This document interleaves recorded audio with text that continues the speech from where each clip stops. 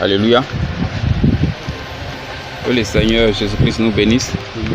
Qu'il continue à nous protéger afin que la gloire continue à revenir à lui seul. Nous allons aujourd'hui voir dans une petite étude quelque chose de très important. Alors nous prenons notre Bible dans le livre de Matthieu, le premier chapitre. Matthieu chapitre 1 à partir du verset 18. Quand vous êtes prêts, je commence la lecture. Matthieu chapitre 1,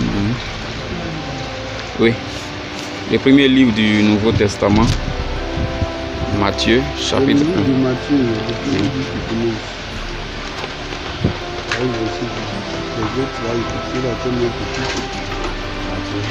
Matthieu 1. À partir du verset 18. Amen. Je lis rapidement. C'est écrit en grand titre, naissance de Jésus-Christ. Amen. Alors, verset 18. Voici de quelle manière arriva la naissance de Jésus-Christ. Marie, sa mère, ayant été fiancée à Joseph, se trouva enceinte par la vertu du Saint-Esprit avant qu'ils eussent habité ensemble. Joseph, son époux, qui était un homme de bien et qui ne voulait pas la diffamer, se proposa de rompre secrètement avec elle. Comme il y pensait, voici un ange du Seigneur lui apparut en songe et dit: Joseph, fils de David, ne crains pas de prendre avec toi Marie, ta femme, car l'enfant qu'elle a conçu vient du Saint-Esprit. Elle enfantera un fils, et tu lui donneras le nom de Jésus. C'est lui qui sauvera son peuple de ses péchés. Tout cela arriva afin que s'accomplisse ce que le Seigneur avait annoncé par le prophète. Voici, la Vierge sera enceinte. Elle enfantera un fils et on lui donnera le nom d'Emmanuel, ce qui signifie Dieu est avec nous. Amen. Nous allons nous arrêter là. Alléluia. Je pense que hier, on avait une journée vraiment très super. C'était la Pâque du Seigneur. Et je pense que le pasteur avait prêché dessus. Désormais, on sait ce qu'est la Pâque et comment la fêter. Amen. Aujourd'hui, nous allons étudier un petit passage. C'est vrai qu'il est marqué la naissance de Jésus-Christ. Mais je ne voudrais pas trop parler de la naissance de Jésus-Christ. C'est juste parce qu'il y a un petit enseignement dedans que je voudrais faire connaître à tout le monde. Amen. Afin que le Seigneur voudrait faire connaître à tout le monde. Vous voyez, Dieu ne fait jamais rien sans avoir auparavant annoncé à son peuple. Amen. C'est pourquoi quand vous voyez et vous prenez dans l'Ancien Testament, tous les livres de l'Ancien Testament, vous allez voir très souvent des parties où le Seigneur a annoncé la venue d'un Messie, la venue d'un Messie, le Christ, celui qui va venir sauver le peuple, celui qui va venir sauver tout le monde entier. Et tout ce que Dieu avait prédit, que ce soit par la naissance de Jésus-Christ, sa mort, sa résurrection, jusqu'à son élévation, ou encore autre chose, tout ce que Dieu avait prononcé, tout s'est accompli exactement comme Dieu l'a dit. Amen. Alors, depuis que le monde est monde, Dieu, quand il dit quelque chose, il le fait exactement. Parce qu'il dit qu'il est un Dieu saint, il est un Dieu qui est parfait. Amen. Combien de personnes croient cela? Parce que moi, je crois que quand Dieu parle, il le fait exactement. Et Dieu n'a pas changé. Il est le même hier, aujourd'hui et éternellement. Alors, comme Dieu, avant de faire quelque chose, il avertit forcément son peuple et il va annoncer cela aux enfants d'Israël. Amen. Et aujourd'hui, qu'est-ce qu'on peut dire?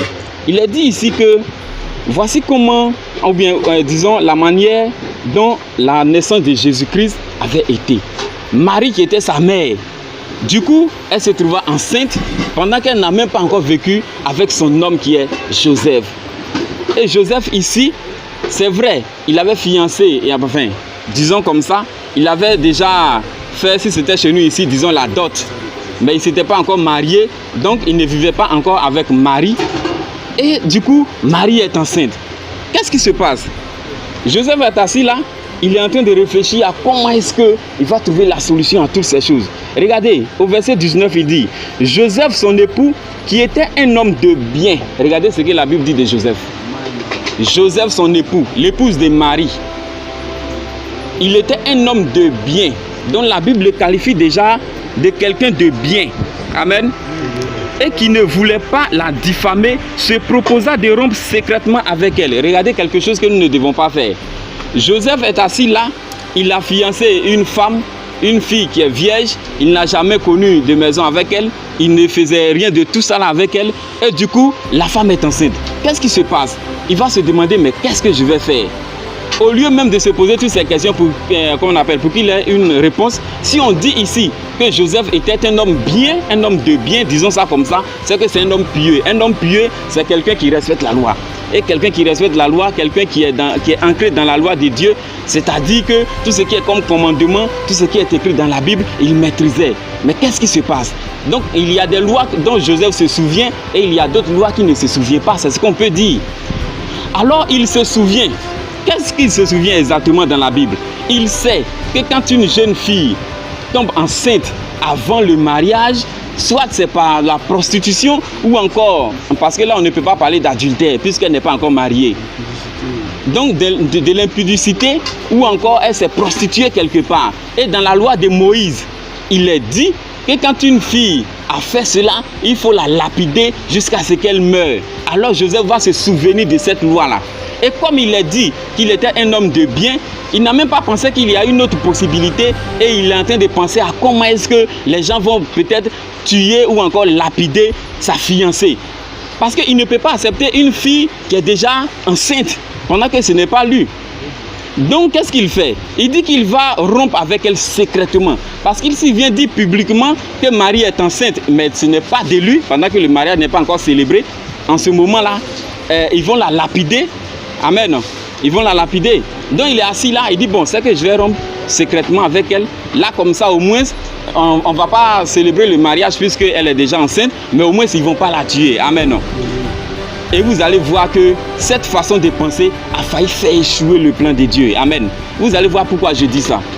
Cette façon de penser a failli faire échouer le plan de Dieu. Mais comme Dieu, il est Dieu, il ne peut pas accepter qu'un homme fait de chair et de sang et je ne sais quoi encore et d'os comme nous va faire échouer lui son plan. Lui qui est lui-même Dieu, ce n'est pas possible. Alors il a fallu que Dieu intervienne.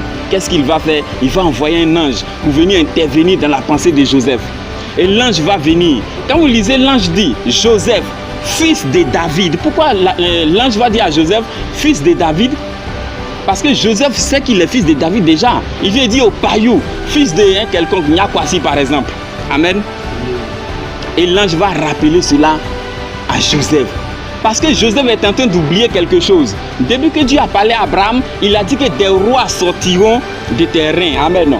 Et tout ce que Dieu a dit, tout était accompli. Avant qu'on lise le verset 18, quand vous prenez Matthieu chapitre 1, depuis le premier verset jusqu'au verset 17, vous allez voir que tous ceux qu'on a cités, depuis David jusqu'à Jésus, il y a plein comme ça qui ont été rois. Quand vous prenez David, Salomon, Roboam, Abia, Asa, Josaphat, Joram, Osias, Joatam, Akaz, Ézéchias et Josias, toutes ces personnes qui sont de la postérité de David, les grands-parents de Jésus-Christ, ils ont été rois en Juda. Amen. D'autres ont été rois en Israël. Amen. Et Joseph, qui est lui aussi descendant de David, qui est de la postérité de David, alors que le Seigneur avait déjà annoncé que le roi, c'est-à-dire le Messie, ou encore celui qui sauverait tout le monde entier, sortira de la maison de David. Amen. Et Joseph était en train d'oublier quelque chose. En pensant que Marie qui est enceinte, qui ne venait pas de lui, alors comme il a mis dans son esprit que quand une femme tombe enceinte, c'est que forcément elle a commis des rapports sexuels avec un garçon, alors il est en train de faire échouer quelque chose. Il y a quelque chose qu'il a oublié. Vous allez voir ce que l'ange va lui dire. Verset 22. Tout cela arriva pour que s'accomplisse ce que le Seigneur avait annoncé par le prophète.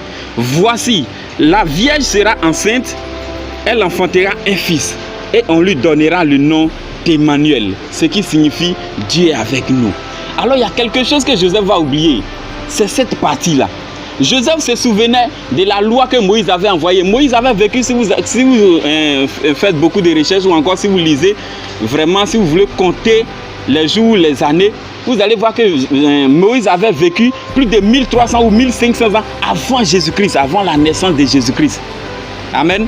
Et cette loi que Moïse a envoyée par la bouche de Dieu, bien sûr, Joseph n'avait pas oublié. Il savait que quand une fille commet soit l'adultère ou encore si elle se prostitue ou encore si elle commet l'impudicité, on peut la lapider, la tuer. Et Joseph avait ça dans sa tête. Mais il y a quelque chose que le Seigneur a annoncé par la bouche du prophète Ésaïe que Joseph est en train d'oublier. Il dit le Messie qui naîtra là, ça sera par une vierge qui ne va pas commettre d'homme, comme on appelle, qui ne va pas connaître des rapports sexuels avec un homme. C'est pour cela même qu'on appelle vierge. C'est parce qu'on ne connaît pas des garçons qu'on appelle vierge. Et le Seigneur avait dit ça il y a à peine 740 ans par là. Amen. Et même quand on dit que 740 ans c'est trop, mais c'est déjà écrit dans la loi du Seigneur. Alors comme la Bible qualifie de Joseph de quelqu'un de bien, normalement il devait se souvenir que comme le Christ devait naître dans la maison de David, et qu'il est dit que la jeune fille qui va mettre ce Christ-là au monde, elle ne va pas connaître, comme on appelle, des garçons, elle sera toujours vierge et elle va tomber enceinte. Joseph a oublié cela. Et il est en train de dire quoi? Je vais rompre avec elle secrètement. Parce que si je la livre, ils vont la lapider. Amen. Alors si Dieu n'intervient pas, il y a quelque chose qui va échouer. Amen. Quand j'avais commencé, j'ai dit que le plan de Dieu, quel que soit comment les hommes vont faire, ça va s'accomplir. Parce que quand Dieu dit, ça arrive forcément. Amen. On va se comprendre. On va se comprendre. Vous allez voir que Dieu a annoncé la venue du Christ. Il a dit que ça devait être dans la lignée, sur la lignée de David. Alors, il y a eu 400 ans sans que Dieu ne parle, sans que Dieu ne passe par un prophète pour annoncer une quelconque parole au peuple d'Israël. Amen. Vous allez voir quelque chose. Quand Joseph a failli rompre, disons ça comme ça, avec sa femme ou sa fiancée Marie, à cause du fait qu'elle est tombée enceinte, si Joseph faisait cela, il y a quelque chose qui n'allait pas arriver. Pourquoi? Parce que Jésus est né pas à cause de Marie, mais Jésus est né à cause de Joseph. Amen. À cause de ce que Joseph appartient à la lignée de David. La Bible avait déjà annoncé que le Christ naîtrait dans la famille de David. Alors, c'était au tour de Joseph de voir les Écritures s'accomplir exactement comme la bouche du Seigneur avait déjà annoncé. Alors, si Marie va se marier un certain Yakwame et que Joseph partait se marier avec une certaine Mariam, c'est cette Mariam-là qui allait mettre ce Jésus-Christ au monde. Ça ne devait plus être Marie. Amen. Amen. Et pendant que Dieu a tout mis en œuvre pour que Marie tombe enceinte, parce que Jésus-Christ devait venir par Joseph, puisqu'il est de la famille de David, et voilà ce que Joseph est en train de penser. Il faut rompre avec elle. Alors s'il divorce avec Marie, pendant que le Saint-Esprit a tout fait pour mettre cet Esprit Saint-là, qui est Jésus, qui est devenu Jésus maintenant, dans le ventre de Marie. Et si Joseph vient rompre avec Marie, en ce moment, il y a quelque chose qui ne va pas. Amen. Donc Jésus-Christ devait naître par Marie, comme la parole l'a dit, par Marie, qui est une vierge. Mais à cause de ce que cette Marie-là est fiancée à Joseph. Alors qu'est-ce qui se passe? Dieu qui annonce tout à ses serviteurs, pour ne pas que ses plans connaissent une faille, disons ça comme ça. Pour ne pas que tout ce qui va arriver nous surprenne. Alors voilà que quelqu'un a failli faire quelque chose pour disons ça comme ça, hein, pour faire échouer le plan de Dieu. Et moi je pense que ce côté d'agir là, cette façon de faire là, moi je pense que nous ne devons pas imiter ça. Qu'est-ce que Jésus-Christ a dit? Il disait aux pharisiens, vous les pharisiens hypocrites, c'est parce que vous ne m'avez pas connu que vous ne connaissez pas mon jour. Et c'est parce que vous ne me connaissez pas que je peux aussi dire que vous ne connaissez pas Moïse. Parce que Moïse que vous suivez tant. Parce que le peuple d'Israël était toujours en train de suivre Moïse. Il dit Moïse même que vous suivez là. Il a écrit de moi. Ça veut dire que si vous avez connu Moïse, vous m'aurez forcément connu. Amen. Et Jésus-Christ était en train de leur parler.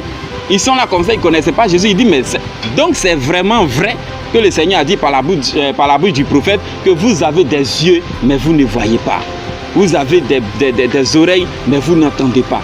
Et ils sont là, ils ne veillent pas aux signes. Et tout ce que le Seigneur a annoncé par la bouche de tous ces prophètes-là, ça s'est accompli exactement comme ça devait s'accomplir. Amen.